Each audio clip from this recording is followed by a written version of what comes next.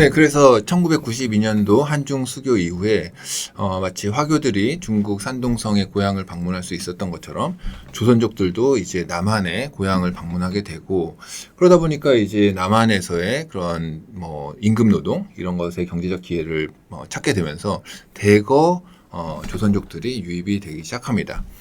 그랬다가 이제 2001년도인가요? 그 조선족들에게도 재외동포법이 적용되면서 그 혜택으로서 예를 들면 뭐 60세 이상이라든지 어떤 직업 자격증 이런 거를 따면은 3년마다 비자만 연장하면 반영구적으로 거주할 수 있는 어떤 특혜가 재외동포들에게 부여가 되면서 조선족들도 이런 혜택을 받게 되는 거죠.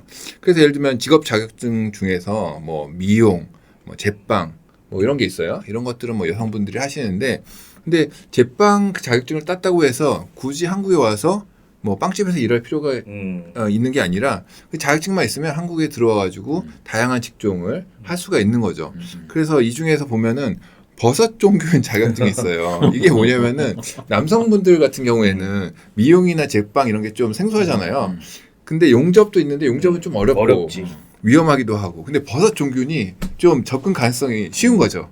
그래갖고 버섯 종균, 그러니까 버섯을 키우는 뭐 기술인데 이론이라든지 실습 이런 게 좀 용이하기 때문에 아니 병아리 감별사는 없어. 병아리 감별사. 그거는 너무 어렵죠. 그거 진짜 어려운 직업인데 아무튼 버섯 종균으로 많이들 오신다 남성분들 같은 경우에는.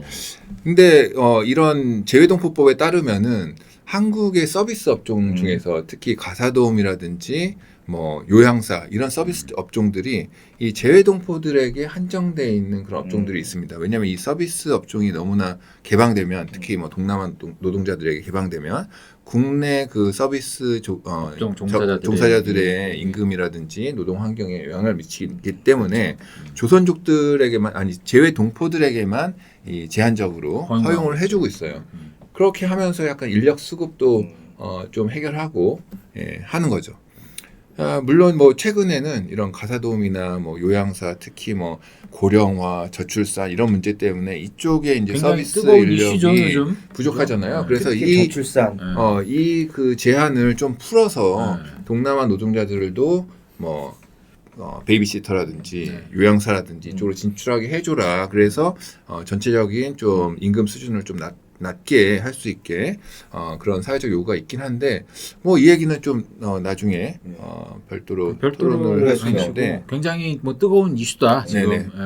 그 정도로 뭐 꼭 언급을 동남아 노동자가 아니라 지금은 재외동포에게만 주고 있는 자격을 모든 외국인에게 다 열어주자. 그렇죠. 이게 일본 아베 정권 때 했던 것처럼 예, 그런 얘기가 되겠습니다. 그런 얘기가 있는데 그 전에 살짝 하고 싶은 얘기는 우리가 사회적으로 보면 조선족에 대한 좀 선입견, 사회적인 차별 이런 거는 또 무시할 수가 없잖아요. 저희가 부인할 수 없을 정도로 존재를 하는데 그런 이미지들이 어떻게 시작이 됐나 이렇게 생각해 보면 특히 뭐 영화에서 뭐 그렇죠. 황해라든지 뭐 범죄 도시 뭐 기타 등등 이런 데서 영화에서 굉장히 그 조선족들의 좀 청부살인이라든지 이렇게 범죄자 돈만 이미지로 주면 다 한다. 뭐 이런. 생활 신고서를 준비해 주시고 절차에 맞춰 입국 신고는 생활 심사 안내에 따라주시기 바랍니다.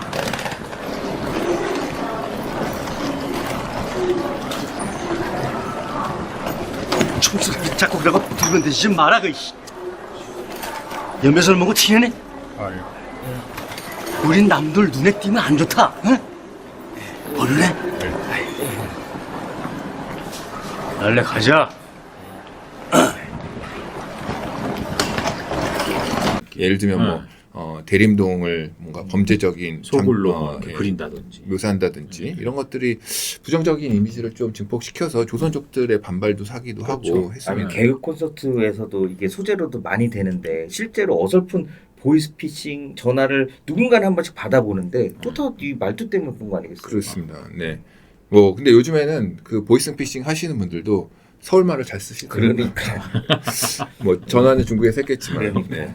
그리고 게다가 한국 사회에서는 이제 무슨 족하면은 뭔가 약간 부족 사회, 뭐 문명화되지 못한. 네, 그래서 뭐 마사이족이나 뭐 줄루족, 아프리카의 뭐 부족 사회 같은 부정적인 이미지가 있는데 반면에 우리가 미국에서 살다 온 교민들은 재미교포 해가지고 교포하면 뭔가 약간 친숙하고 어떤 감정적인 그런 긍정적인 이미지가 있는 반면에 조선족은 좀 부정적인 이미지가 강해서 최근에는 이런 용어를 좀 순화하자. 그렇죠. 조선족이라는 용어 대신에 네, 혹은 중국 동포 뭐 이런 용어들이 뭐 언론에서는 조금 더 공식적인 용어로 받아들여지고 있는데 저는 개인적으로는 조선족 자체는 중국 정부에서 지정한 공식적인 용어이기 때문에 저는 큰 문제는 없다고 생각을 해요. 단지 그 조선족이라는 용어를 둘러싼 우리의 인식, 어떤 사회적 편견 이것이 문제지. 그렇죠. 그 용어 자체는 굉장히 객관적이고 중국 정부에서 공식적으로 지정한 그런 용어이기 때문에 큰 문제가 이미 없다고 대를 몇 번 거치고 이제 사회적으로 굉장히 성공한 조선족 같은 경우에는 실제로 만나봐도 구별이 안 돼요.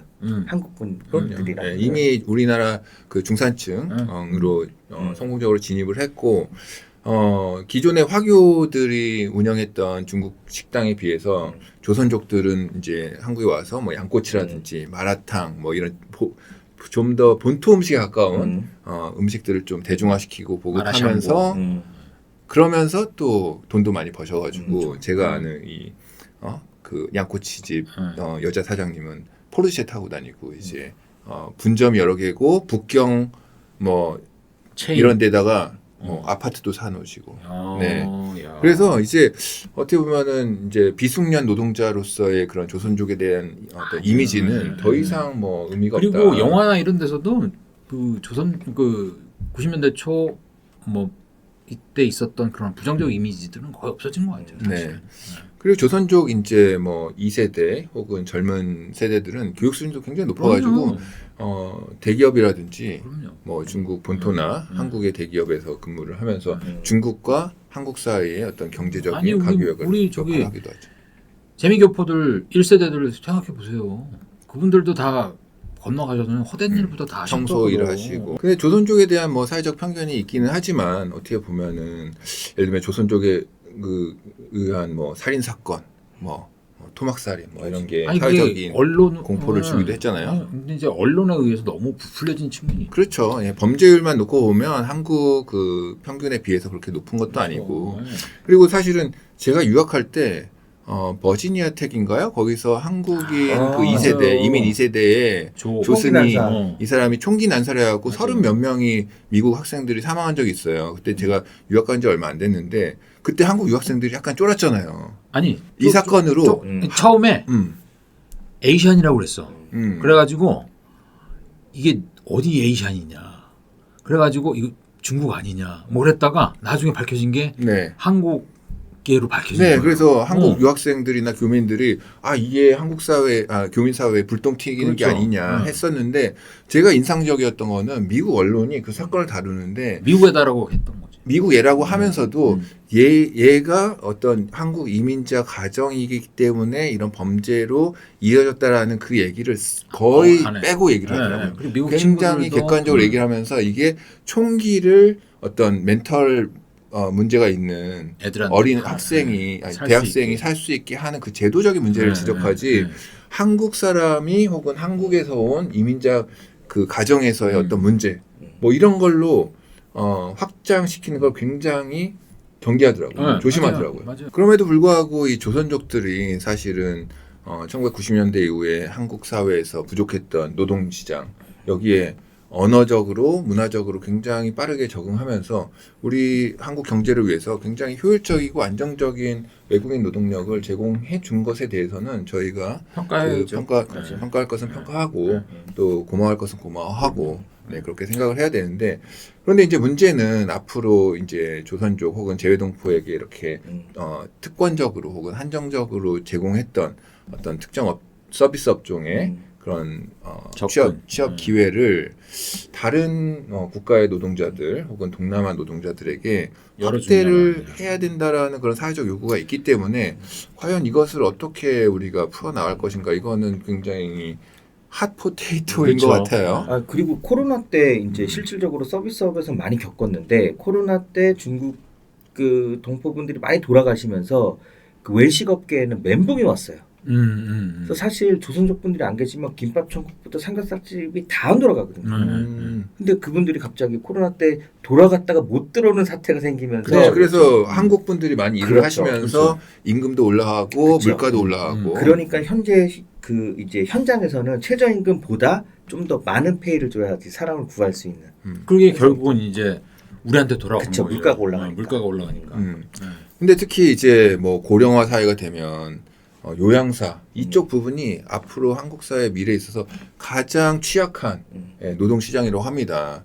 젊은이들은 없어지고 줄어들고 또 이런 요양사를 하려는 젊은이들도 없을 거 아니에요. 그러면 이제 결국에는 외국인 노동자에게 의존을 해야 되는데 지금은 뭐 소수의 한국인들과 조선족들에게 독점적으로 이제 의존을 하고 있는 건데 문제는 이 조선족 그 노동자들도 고령화를 겪고 있어요. 그렇죠. 그래서 연세가 많이 드시고 젊은 조선족들은 이제 아까 말씀드린 대로 뭐 대기업이나 중국 본토에서 좀 더 일을 나은 하기 때문에 자리를 찾아서 이런 이제 소위 말하는 3D 업종에서는 결국에는 이제 노동시장을 더 개방할 수밖에 없지 않느냐라는 이제 의견들이 제시되고 있는 할 거면 있는데 빨리 해서 경험을 겪자. 어떻게 생각하세요? 예를 들면 요양사라든지 또 뭐 그 베이비시터죠, 가사 도우미 뭐 이런 사람들이 동남아 노동자들, 홍콩이나 뭐 싱가포르 이런 경우에 비추어 봤을 때 한국에도 이런 게 필요하다고 보시나요?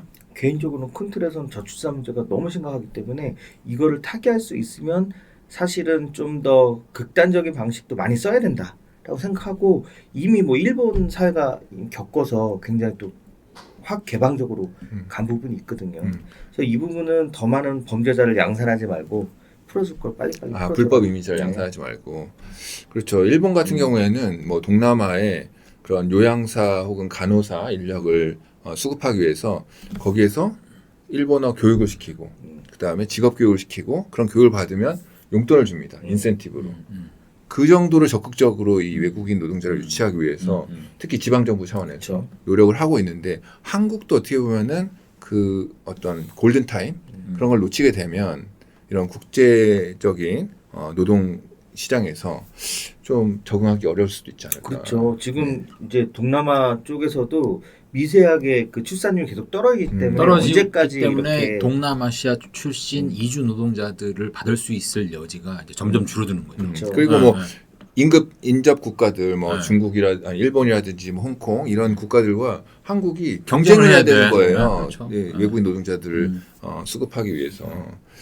근데 또 어떻게 보면 한국 사회가 아직은 이렇게 조선족이 들어왔을 때는 그래도 좀 뭐 외모도 비슷하고 문화나 언어적으로 비슷하기 때문에 어떤 그런 문화적인 다양성 이런 것에 대한 준비라든지 다문화 사회에 대한 준비 이런 것이 충분하지 않은 상황에서도 어느 정도 이렇게 적응을 했었는데 어떻게 보면 이제 뭐 동남아 노동자들이 한국의 어떤 가사 도우미나 이런 요양사로 진입을 했을 때 우리가 겪게 될 어떤 사회적인 문제들, 사회적인 차별의 문제 이런 것들을 좀 더 대비하기 위한 그런 다문화 사회에 대한 이해 뭐 이런 것도 저는 필요하기 다문화 사회에 대한 할것 같은데. 이해라든지 어떤 법적인 어떤 그런 부분 같은 경우 우리가 충분히 지금 준비가 해내고 돼 있지 않나. 왜냐하면 지금 다문화 가정들이 엄청 많아요. 그래서 그런 것 그리고 또 이제 들어오게 되면 새로운 문제들이 생기겠죠. 이제 그런 문제들을 두려워해서 이것을 계속해서 미룬다면 아까 말씀하셨던 것처럼 그런 어떤 인력 시장에서의 어떤 불균형, 골든타임 이런 것들을 놓칠 수 있지 않을까. 그런 의미에서 좀 적극적으로 우리가 생각해 보는 것도 좀 필요하지 않나. 네. 그런 생각입니다. 그 관련해서 이제 한국이 한류를 통해서 세계로 뻗어나가고 있고 그거를 매개로 해서 외국의 뭐 관광객뿐만 아니라 외국인 학생들 또 한국에서 일하고 싶은 젊은이들이 점차 늘어나고 있잖아요. 그렇죠. 그래서 이런 뭐 기회를 활용해서 한국 사회도 보다 이렇게 뭐 문화적으로 좀 더 다양한 사회로 나가기 위한 그런 뭐 디딤돌로 생각을 해야 되지 않을까. 그래서 오늘 저희가 돌이켜본 화교와 조선족들의 이주의 역사를 살펴보면서 한국 사회가 어떻게 보면은 이런 외국인 이주 노동자들에게 대해서 혹은 그런 정착한 사람들에 대해서 좀 차별적이고 그렇게 대했다면 이제 앞으로 나아갈 미래는 조금 더 그들과 공존하고 더 다양한 어떤 문화 집단과 이렇게 융합될 수 있는 그런, 열린 마음을 가져야 될 필요가 것 있다라는 같습니다. 어떤 교훈을 네. 제공해 준 그런 내용이지 않았나 이렇게 생각을 하면서 평가를 하면서 오늘 뭐 심프로 예. 함께 해주셔가지고 초대해 주셔서 감사드리고요. 근데 너무 준비 없이 오다 보니까 좀 말문도 막히고 그다음에 뭐 제가 업으로 하고 있는 부분에 대해서도 충분히 설명을 못 드려서 다음에 또 기회가 되면 꼭 재밌게 하고 가도록 네, 하겠습니다. 다음에 기회 되면 뭐 일본의 뭐 그렇죠. 사케라든지 맥주라든지 뭐 고구마 소주라든지 이런 거에 대해서 출장도 왔다 갔다 하시면서 하셨으니까 그 경험을 좀 공유해 주시면 재밌는 이야기가 나올 것 같습니다. 알겠습니다. 그럼 오늘은 여기에서 마무리하고요. 네, 다음에 또 찾아뵙겠습니다. 네, 감사합니다. 감사합니다.